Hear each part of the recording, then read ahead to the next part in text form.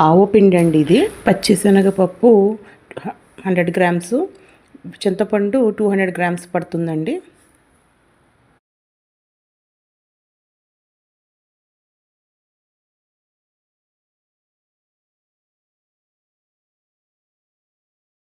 చింతపండు కుక్ అయిపోయాక ఆయిల్ పైకి తేలిపోతుంది, అప్పుడు కట్టేసుకోవాలి.